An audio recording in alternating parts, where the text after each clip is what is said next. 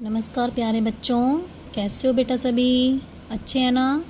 बेटा हमने part number 4 पढ़ना शुरू किया था डॉक्टर सीवी रमन के बारे में। ठीक है, तो अभी तक हमने पढ़ा था कि वो बीए कर रहे थे और उनकी माताजी का नाम था पार्वती अम्माल और पिताजी का नाम था चंद्रशेखर अय्यर। ठीक है, उनका जन्म तिरुचिरापल्ली नगर में हुआ था, तमिलनाडु में। ठीक है, तो आगे पढ़ते हैं। आज इस बालक ने प्रेसिडेंसी कॉलेज में, जहाँ से वो बीए कर रहे थे, प्रेसिडेंसी कॉलेज में से बीए की परीक्षा प्रथम श्रेणी में उत्तीर्ण की। यानी कि जब वो बीए कर रहे थे, कहाँ से? मद्रास के प्रेसिडेंसी कॉलेज से, वहाँ पर उन्होंने उसकी जो परीक्षा है वो प्रथम श्रेणी यानी कि फर्स्ट डिवीज़न से पास की थी, जिसके लिए उन्हें स्वर्ण पदक मिला यानी कि गोल्ड मेडल मिला। नई बातें जानने सीखने की जिज्ञासा तो उस छात्र में जन्मजात थी। यानी किसकी बात हो रही है? सीवी रमन की। डॉक्टर सीवी रमन के मन में नई नई बातों को जानना सीखना, उसकी इच्छा शक्ति जो थी वो बचपन से ही उनमें थी। एकाग्रता और कुशाग्र बुद्धि दोनों ही उसमें प्रकृति की देन थी, यानी कि वो बहुत ही शार्प माइंड थे।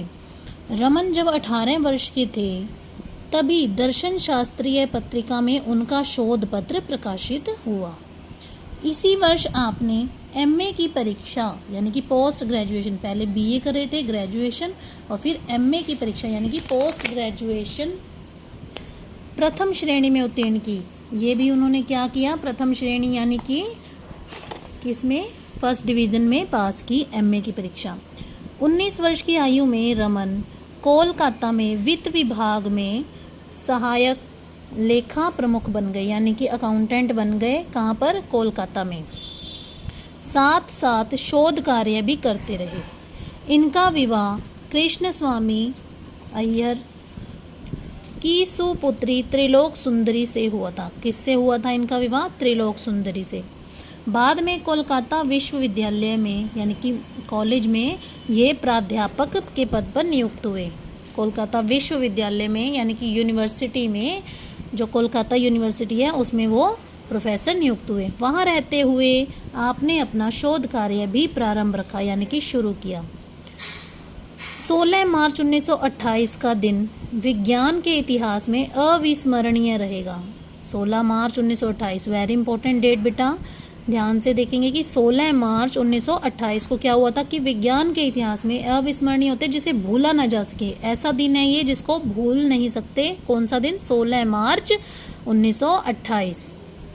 क्या था इसी दिन साउथ इंडियन साइंस एसोसिएशन द्वारा रमन की खोज की घोषणा की। यानी कि सीवी रमन ने घोषणा की थी, उसकी कोई खोज की थी, उसकी घोषणा हुई थी, जिसे रमन इफेक्ट के नाम से जाना जाता है। रमन इफेक्ट क्या था? क्या प्रकाश लहरों की तरह है या कणों की तरह है? परंतु रमन इफेक्ट से यह बात स्पष्ट हो गई थी कि प्रकाश फोटॉन्स नामक कणों से बना है। हमें अनेक परमाणु तत्वों तथा स्फटिक पदार्थों की बनावट संबंधी ज्ञान प्राप्त करने में सुविधा मिली। यानी कि परमाणु संबंधी तत्वों और स्फटिक पदार्थों की बनावट कैसी होती है, ऐसा हमें ज्ञान मिला। इसके लिए 1930 में स्वीडन की साइंस अकादमी ने भौतिक विज्ञान में नोबेल पुरस्कार के लिए प्रोफेसर रमन को चुना। यानी कि जो उन्होंने रमन इफेक्ट बनाया था, रमन प्रभाव जिसकी उन्होंने खोज की थी, उसके लिए उनको स्वीडन की साइंस अकादमी में 1930 में भौतिक विज्ञान में नोबेल पुरस्कार से सम्मानित किया गया। उस समय तक संपूर्ण एशिया में किसी भी व्यक्ति को नोबेल पुरस्कार प्राप्त करने का श्रेय नहीं मिल पाया था। यानी कि पूरे एशिया में सबसे पहले जिनको नोबेल पुरस्कार मिला था वो किसको मिला था? डॉक्टर सीवी रमन को, क्योंकि उन्होंने रमन इफेक्ट की खोज की थी, जिसके लिए उन्हें नोबेल पुरस्कार से सम्मानित किया गया। इसके अंदर क्या होता है बेटा कि जब कोई एक वर्ण का जो प्रकाश होता है वो किसी ठोस या द्रव के माध्यम से या ठोस या द्रव पदार्थ में से जब गुजरता है तो वर्णों की जो प्रकाश की किरणें हैं वो अन्य वर्ण में बदल जाती हैं, अन्य वर्णों में देखने को मिलती हैं। कि यानी कि अगर एक रंग का कलर है, जब वो ठोस या जल कणों में से निकल कर उसका प्रकाश जो है वो जब गुजरता है तो वो दूसरे रंग का हो जाता है। ठीक है बेटा, तो इसकी खोज उन्होंने की थी, रमन इफ़ेक्ट की, जिसके कारण इन्हें नोबेल पुरस्कार से सम्मानित किया गया था। ठीक है बेटा, तो इस पार्ट नंबर 4 को आप सभी बच्चे अच्छे से पूरा दोबारा से रीड करेंगे। ओके बेटा, हैव ए नाइस डे।